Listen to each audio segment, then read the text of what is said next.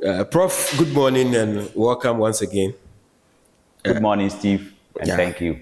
we go again this weekend in the FA Cup, another hurdle to overcome, and in your way stands true democracy. First of all, how well do you know your opponents, and what's the preparation towards that crucial game? Honestly, I don't know them too much, even though we've had a little intel about them. That's what we are actually basing on. But then the fact that they've been able to get to where they are now and we are going to play them tells clearly that they are a very good side because for a team to play up to the quarters of a competition, it's a clear indication that they have been doing certain things on and off the field very well. So we just have to make sure that we stay even more focused than we have been because they will come in with a lot of determination, a lot of confidence. As I always see, every team that plays Kotoko is a motivation for the team. So the players would want to come and prove a point that they are also capable of playing for Kotoko or any of the big clubs in the country. So they want to prove their worth. And more importantly, they want to probably pull a shocker. Because if they pull a shocker, that'll go everywhere in the world. I'm not sure when we beat them, that'll be too much of a news. So I've already engaged the players and I've told them that we need to be more focused. In fact, we have to act as if we are playing the finals with any of the big clubs in the league. So we don't really know them very well. But then, as I've already said, the fact that they've got into the quarters is a clear indication that one, they have a good technical staff, two, they have good players, three, they have good management. Everything about them is good for them to be able to get to the quarters. So we have to be focused, determined, and confident. Anything that falls within the realm of complacency will cost us dearly. And I've already discussed these things with the players. Coach, this is a competition you've never won, and as Kotoko, as big as it is, every competition that the club enters, the dream is to win. Personally, for you, how determined are you to add this to your locker room in terms of the trophies you won, and for the club, how are you trying to negotiate these hurdles to pick up the trophy? Yeah, this tournament or this competition is a very important one for me, as you've already said. I've never won it before coaching other premier teams like Dwarfs, Wafa. Even the first time I came to Kotoko and we won the league, we couldn't make it beyond the first round. So it's very dear to my heart, as you've already said. I've been able to coach to win the league before by the FA Cup. I've not been able to do that. So it's a motivation for me. And interestingly too, I think all the players in the squad, they've never also tasted FA Cup victory before. I mean, winning the FA Cup before. So they are also determined like I am. They are also poised that it is a trophy that we all have to add to our gallery, our collection of trophies. And I think the last time Kotoko also won this trophy was in 2017, which is about 8 years ago. So that's a very long time. So I think myself, the players, and the club, we all have to work so hard to be able to win this competition, so that we all add it to for the club to add it to the already accumulated trophies that they've won in the FA Cup, and for me and the players to add it to our collections in terms of FA Cup. Coach, this season you have a good opportunity to make it a double by virtue of the fact that you lead in the league and your team have shown some consistency throughout this from start to finish. How difficult is it? If is it challenging for people to call that Ogum and his boys should manage the double this season? Is it? Do you see it as a big ask, or you see it as a challenge that your team is capable of? I think the fact that we are at the top of the log is a clear indication that we've been doing certain things right. And I've been telling the players that the very things that we've been doing right, that has gotten us the results and to where we are. We need to keep doing them and probably even do them better than we have been doing them, because it is not easy to stay on top of the Ghana Premier League. The league is said that when you lose or you draw, it takes you down. And then when you win a game, it can just keep you about 3 or 4 steps ahead. So every game is like a cup final in the league. So we have 11 games to go, which is about 11 games is 33 points. We need to make sure that we work extremely hard to be able to accumulate more points from these 33 points that we have to fight for. We have to do everything possible in terms of our physical state, in terms of our technical and tactical state. Psychologically, we need to do everything right to be able to make sure that we keep our composure and we keep our focus. Once we are able to do that, I'm sure we'll be able to accumulate the points and then be a possible title contender. And the FA Cup too, I think, as I've already said, it's a cup match. It's a knockout game. So you don't take chances. You have to be serious in every game, right from the blast of the whistle to the end. Even if it's 90 plus 7 or plus 10 minutes or plus 1 minute, you have to stay focused, because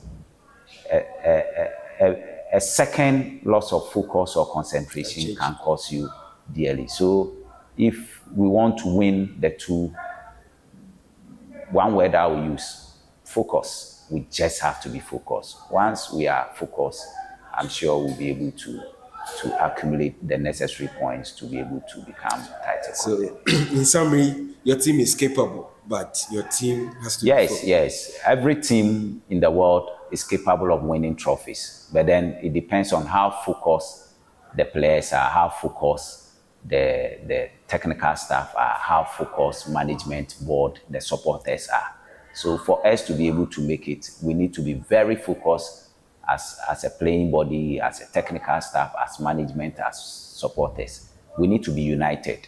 We need to be together. We need to encourage each other.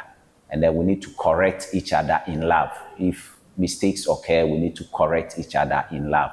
Once you're able to correct each other in love, it goes deep into the heart and into the mind. And everybody will be motivated to not repeat the error that he committed. So I think we need to be focused and we need to be united. Once we are focused and united, we can get there. Coach, last weekend you had your player back, Albert Amwa, calling him to come onto the game, stepping onto the field. How was the feeling like, and how excited are you to have him at this crucial point in the season?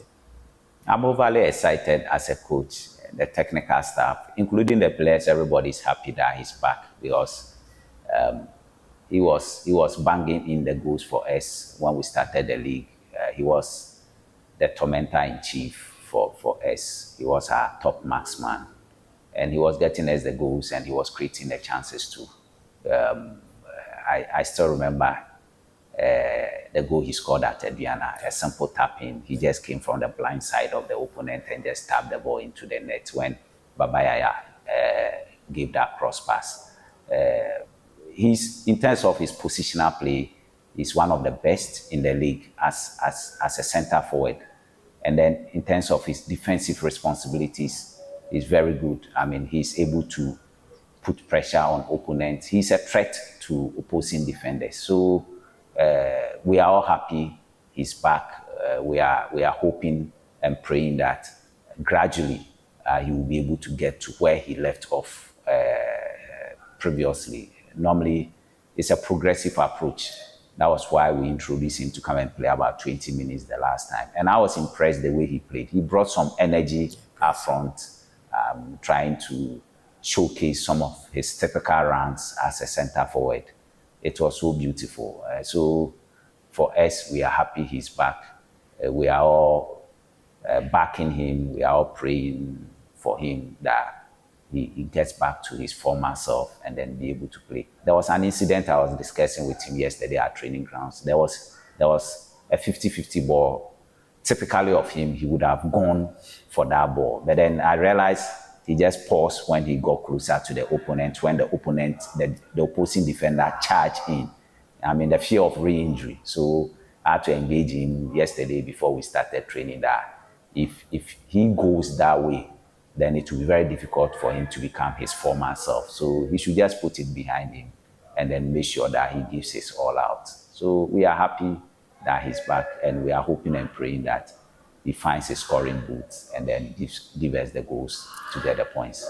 Coach, yeah, in our last presser, you gave your message of support to the Blasters. They delivered, winning 2 games. And I think the positive bits of the whole qualifiers were the fact that I asked the folks, Benjamin Asare, who is a local player, was part. And then 2 games, he actively played a part.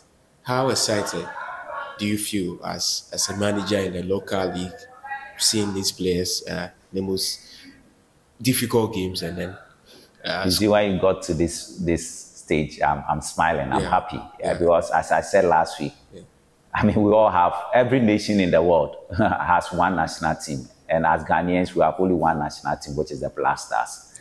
So I'm so excited. They played 2 games. They got the maximum points, scored 6. The first game against Chad, 5-0. Against Madagascar, everybody thought they were going to be a thorn in our flesh. But look at how easy we took the game in terms of our performance on the field. So to me, I'm so excited that gradually we are some few steps away from qualifying to the biggest football stage in the world, which is the World Cup. So I'm so excited as a coach. And again, I'm so excited that one of our own, Benjamin Asare, is there. I mean, he kept the 2 games. He kept 2 clean sheets. He's a very good goalkeeper. I mean, very, very good goalkeeper. He has that personality in goal. He puts some threat in opponents. He has good communication skills. And to me, in terms of his positional play in the goal, is very good. So I'm happy that he did not go there to just go and adapt to the numbers. But then the management committee of the Blasters and the technical staff saw the need for him to be imposed. And for me, I was not surprised, because if you look at the number of games he has kept and the number of clean sheets that he has kept, I mean, it was a clear indication. If you are using data, I mean, I think whoever, met, whichever group of people met to decide that he has to be in goal, I think it was a good decision. So what I would say is that if he has been able to do it, it's a clear indication that there are other players too in the local league who, when given the necessary opportunity, the right opportunity, will be able to also showcase their talent. The Ghana Premier League has quality. People think that there's no quality in the Ghana Premier League. There's quality. These are the very players who play here, and they just cross the borders of this country. And then in the next 6 months or 7 months, we are calling them to come and play for the Blasters. So the quality is there. If you look at even the players in Hasselhoff, the players in Kotoko, Mediama, Brecum, Chelsea, you can mention Heart of Lions and the other teams. If they continue with their scouting, I'm sure they'll be able to get players to also play. Look at somebody like Razak Simpson. Very good player. If you give him the opportunity, he will play. And we saw it when we were playing the AFCON qualifiers, when he was given the opportunity. And the other players like Patrick Esidu, You have your own Joseph Ablo doing Joseph well, Ablo and Kwame co. Poku, Exactly. and I then think, in team. yes, these players are all, I mean, very capable of playing. I remember this Hasselhoff player. Is it Salim? Yeah. I don't know whether he's still with Hasselhoff. Very excellent player. When given the opportunity, can also play. I think Heart of Lions, their captain. I don't know the name. I've forgotten it. Yeah, he's a very good player. When he's at the back, his composure on the ball. Mediama has their centre back. Very good. So there are good players in the league. When given the right opportunity, will be able to showcase what they have. And I'm sure when these players are given the opportunity to play in the Black Stars, it will serve as a motivation for the other players to know that it is not only when you travel out of the country that you have the opportunity to play in the Black Stars, but then when you are here and you do your things right as a player, you'll be given the opportunity to also wear the colors of the national team and compete So, for the nation. you think these two gentlemen that you've mentioned, they served as good ambassadors for the league, and it's a call and a challenge to the technical team to scout deep, as you've mentioned. Absolutely. I mean, it's a good motivation. We saw Asare in goal. I saw, Razak play in the AFCON qualifiers. You couldn't see any difference between him and those playing abroad. He was so composed, very commanding at the back.